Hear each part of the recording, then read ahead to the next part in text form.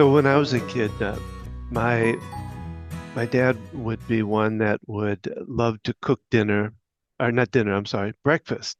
His was more of the breakfast type, and he also loved to do scrambled eggs and bacon, and we all loved bacon. And this was about mid 60s or so. And one day I was in eating breakfast, grabbing a lot of bacon because I love bacon, and one of the bacon pieces got caught in my throat and it was choking.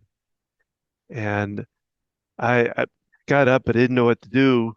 And my dad come running over. Before he could do anything, he grabbed my feet and flipped me upside down and smacked me on the back. And the the the piece of bacon flew out of my mouth. And that was before we ever learned about the Heimlich maneuver. We had dad's maneuver to be able to help extract food from our stomach.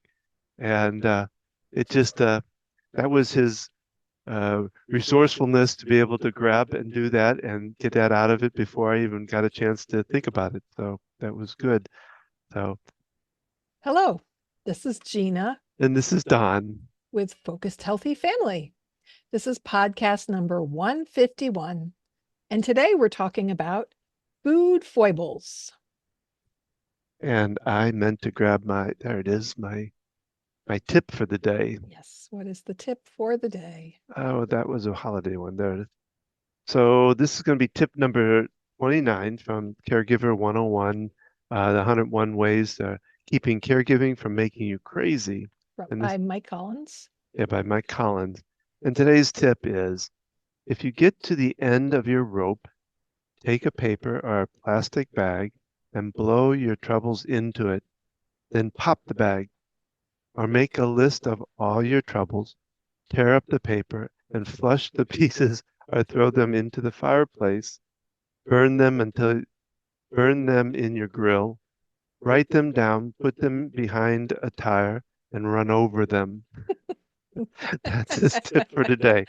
Uh, I hadn't heard that one about running them over before. that's a good one. I like that. But anyway, so today we're talking about food and foibles. So swallowing, um, mishaps, issues with swallowing muscles. Well, what kind of got me started on this is, of course, I get the AARP, which kind of hated that for a while. Didn't really want to get that right off the bat, but I do have it now, and it actually has some really good articles in it.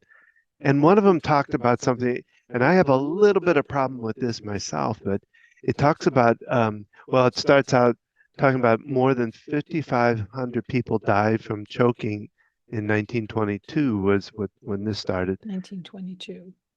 What did I say?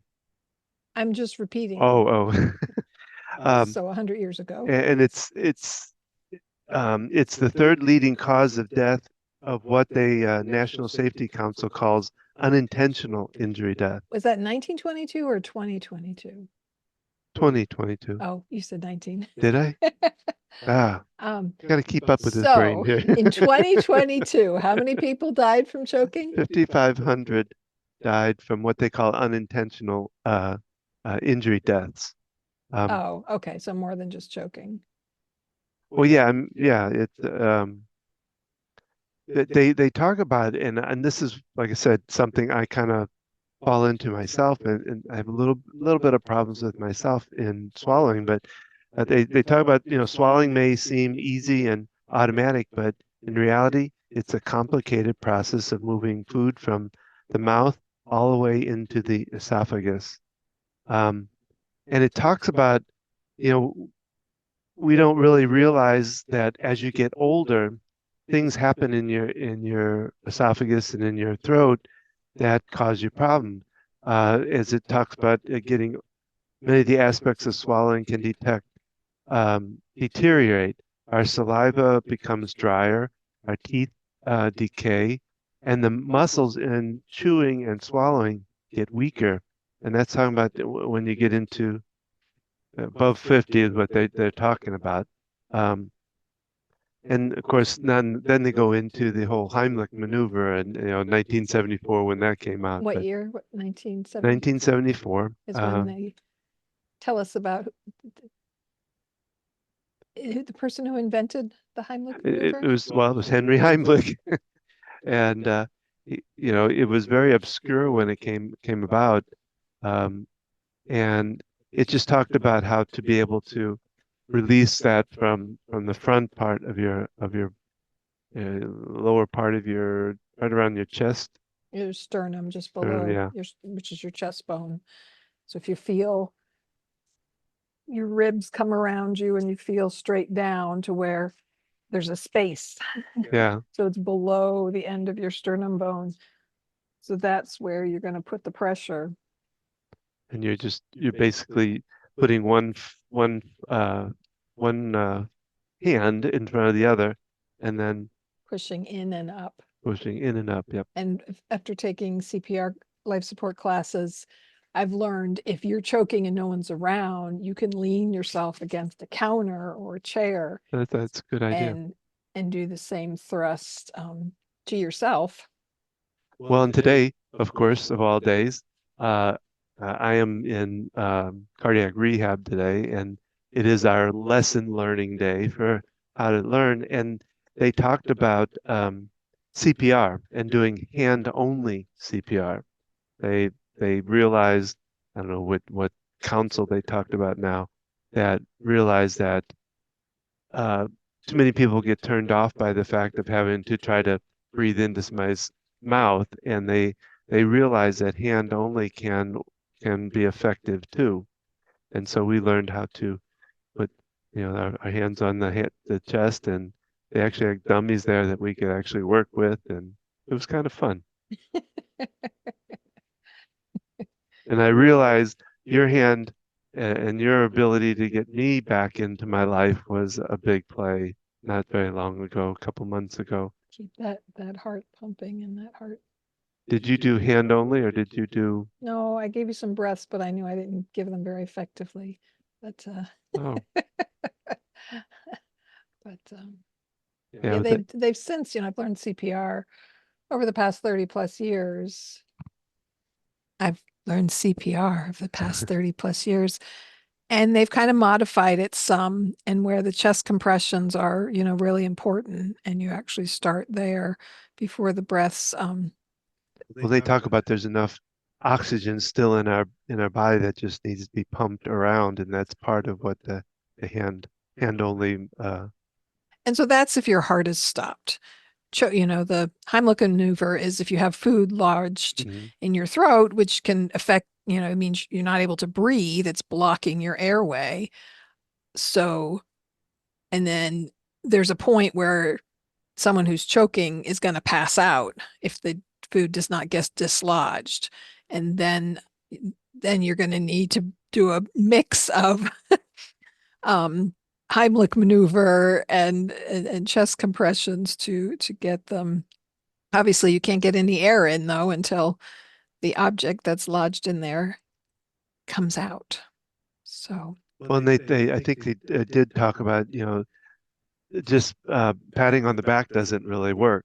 It can actually cause it to go further down.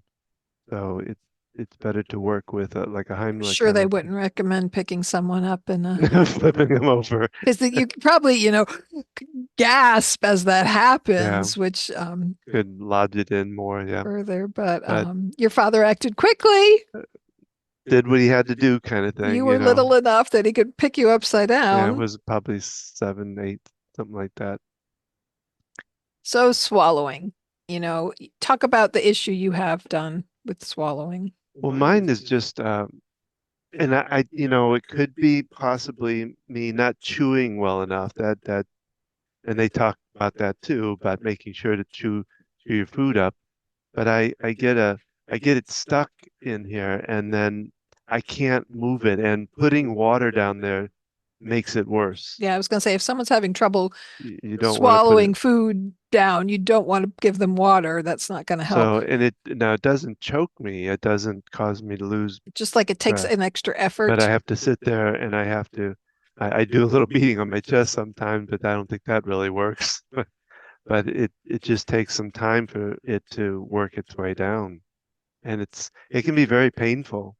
Like I said, if by chance I swallow water right after it and it gets caught behind it, it becomes like unbearable sometimes. Someone we were talking to talked about the cause of that. Um, About the cause of, what you're going through related to the esophagus and well, I'll have to look that up, but something to do with either reflux oh, or an issue with the esophagus. So just to go over some basic anatomy. um, so in the back of our mouth, our throat, there's an area where your trachea, which is your tube to your lungs, and your esophagus are right next to each other. In fact, there's a little flap. And when we're eating, it's supposed to cover the trachea so that we can swallow. That's why you say, don't um, talk with food in your mouth because you can't swallow and breathe air. And so that little flap has got to be working properly for that to happen. So, like you talked about muscles, we do have muscles in our throat and in our mouth. And so, whenever anyone's compromised with medical illness, different onset of different diseases, those muscles can get weak just like the rest of our body. And that can affect the ability to swallow properly for the epiglottis, that little flap. Um, um, to cover protect the trachea to protect your airway, and if it doesn't, I was getting a message from one of my employers, um, if it doesn't, then food can slip down, or liquids, anything can slip down into that trachea, which happens to us, and we cough, and sometimes a little bit of food comes up, or we expel it. We have the muscle strength to do that. So if we're getting eating some food too fast and talking, we'll find ourselves coughing, and that's good. We need to cough and expel that out.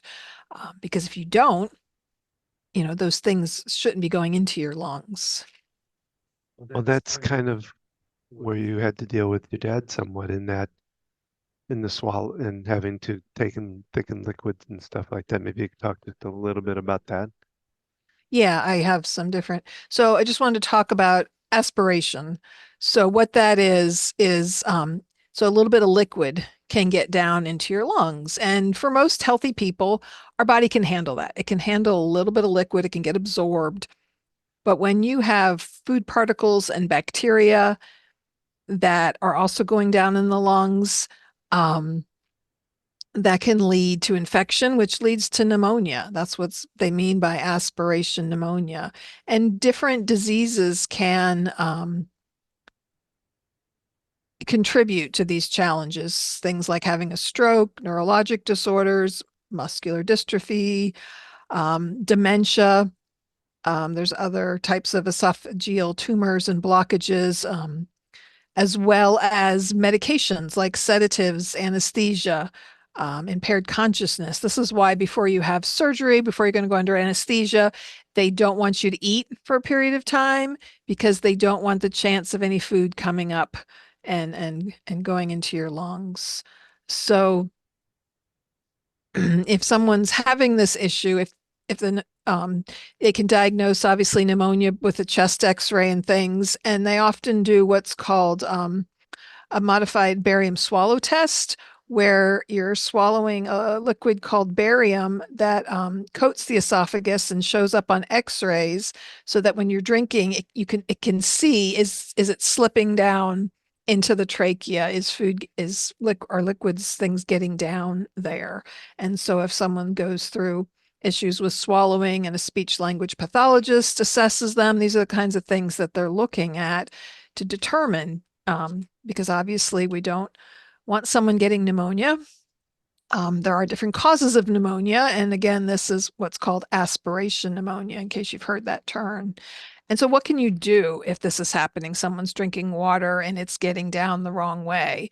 Well, one thing is thickened liquids. So, um, the reason being that the thicker liquids move more slowly. Think about eating pudding or even yogurt. It moves more slowly down the airway. So the airway, it moves more slowly so that it prevents it going into the airway. And so that's often what's recommended when someone is having issues with aspirating with liquids and things kind of spilling over into the trachea instead of all going into the esophagus. And so based on the specifics of someone's swallowing difficulty, they might be recommended different types of liquid.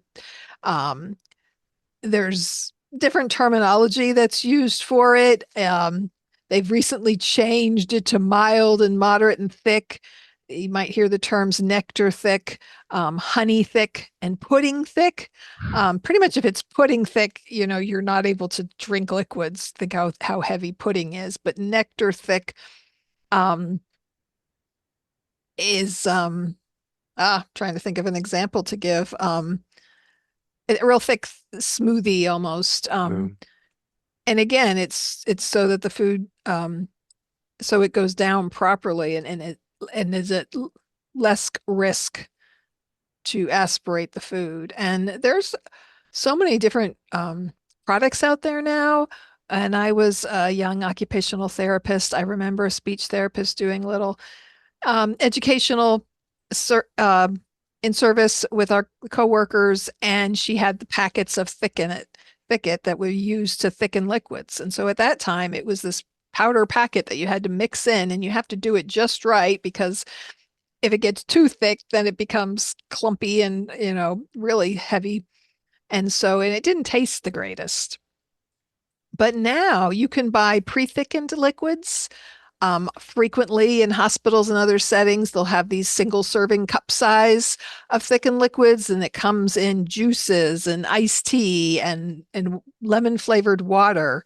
I know my mom found large bottles for my dad of thickened, so it was in like a Orange juice and different teas and stuff like that. yeah, and for my dad, I mean, for some people with issues with reflux and things, acidity, you don't really, orange juice can be a big Yeah. problem. But they even had thickened tea, and so you can buy these ahead of time. They're already pre-mixed.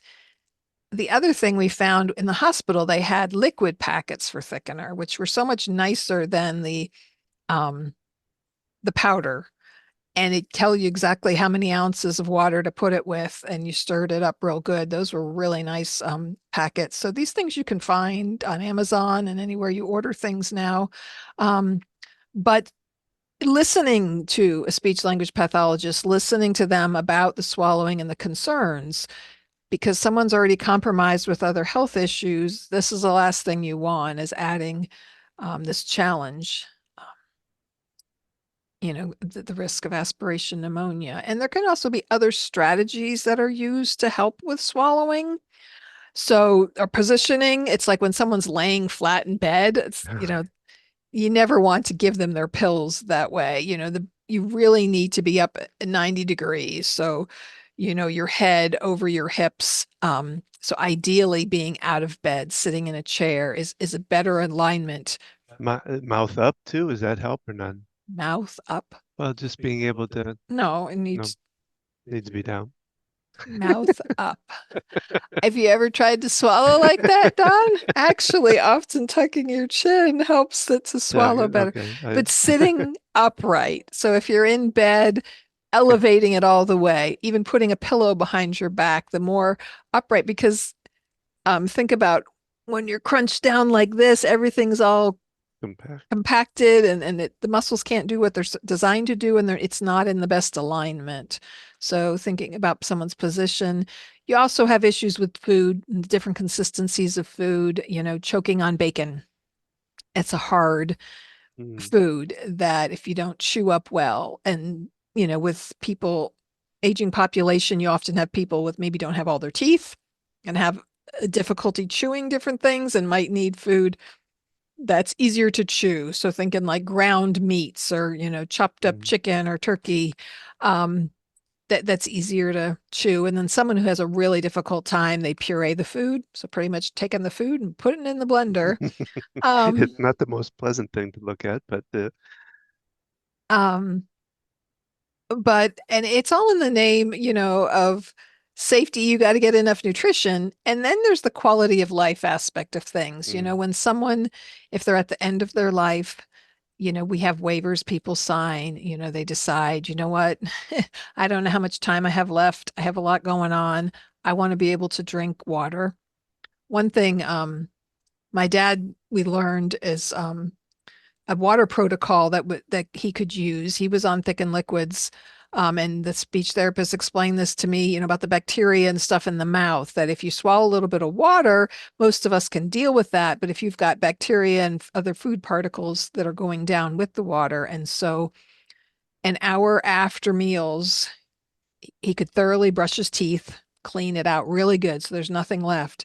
And then he could take some slow sips of regular clear water, just regular consistency water and water only, to have just regular water that's not thickened.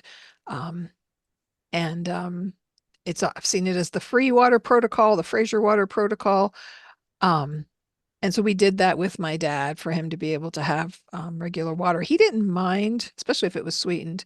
The thickened water, a lot of people, they just want ice cold water. They just want to be able to drink regular water, and it can be very frustrating. So talking to the professionals that are working with your loved one, finding out if this is a possibility for them, something that they can do. And again, looking at quality of life, where they're at in life.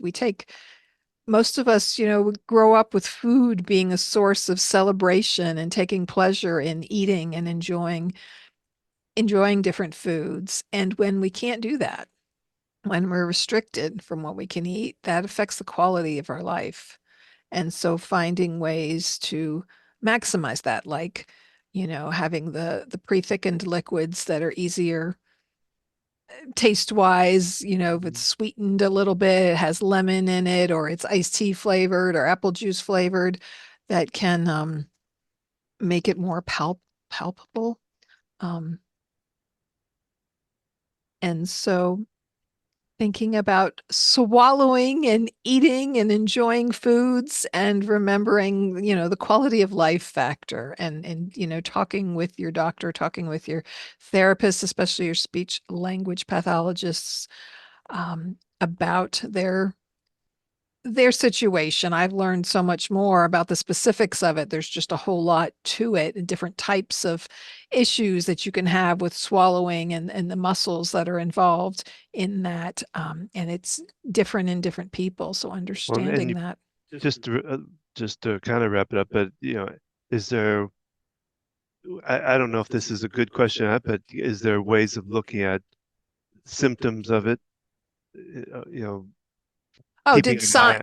keeping an Yes, eye on. definitely. Signs for aspiration. If someone is coughing when they're eating, that's a big sign, and there can be what's called silent aspiration, where they don't have signs, but yet it's still happening. And that can be, overlooked. People think, oh, I'm not coughing when I'm eating, I'm fine, but it's slipping down into the Mm, trachea anyhow. But yes, someone's coughing, their nose is running, when they're eating or drinking. mm, Those are big signs of things. I know for people who have difficulty swallowing pills, there's a number of procedures that they take, that giving it to them with applesauce or pudding, and then sometimes pills being crushed, although there are certain medications that cannot be crushed that need to be taken whole. mm. And so there's different measures. But yes, so paying attention to when someone's eating. So this was our podcast for today. Talk about food phobias. Now I'm going to say Foibles. foibles. There I you go. use that just for the alliteration, but Yeah, no, it's a just faulty measures in our body's functioning when it comes to swallowing, and things we can look out for, like you said, signs to watch for. well, and as you get older, think about that it may not just be a simple fact of what, that you choked on something. It could be there could be some things going on for you that you might want to keep in mind as far as what's going on with the throat. But we hope you and I just wanted to oh, summarize some more symptoms of aspirating: coughing, gagging or choking, difficulty breathing, hearing wheezing or rattling sounds, hoarseness, drooling as well as vomiting can be signs that someone has been aspirating, and it later signs after the fact can be that they get a fever, they get chest pain, shortness of breath, things like they get pneumonia or having reoccurrent lung infections. And so that gives you just a little bit more pointers on kind of what to look out for and who to go to and to get more information. And so Well, we hope that you enjoyed our little uh, food phobia there. And if you could, wherever you might be listening to this, whether it's on our side or on one of the podcasts, make sure to leave us a comment on other ideas that you'd like to hear about. Please subscribe to us. Um, you you can know, find us on YouTube as well as anywhere you listen to a podcast, but you can also see us on YouTube. you can find out about Gina and I, how we do uh, um, our consults with people, helping them through their journey through the senior years. Um, and you can find all of that on our podcast, www.focushealthyfamily.com. You can find us on Facebook at Facebook Focus Healthy Family, Instagram at Focus Healthy Family 1, and at YouTube at Focus Healthy Family. You can join us each Thursday for our podcast. You can join me for my monthly EFT tapping sessions. The next one comes up February 11th at 7 p.m., where we do some tapping, and it's a free uh, it's a free session, and it allows you to kind of help reduce some of the stresses and strains that we go through every day. Um, and uh, Ask the OT. Yeah, we have to put some of those back up. We've been doing some Ask the OT, and you can look on the website to find previous episodes where we invite people to come on to ask some different questions about caring for an aging loved one or the whole aspect of juggling caring for your family and yourself and managing that. And so remember this, how you speak to your children and your loved ones today shapes their future and yours.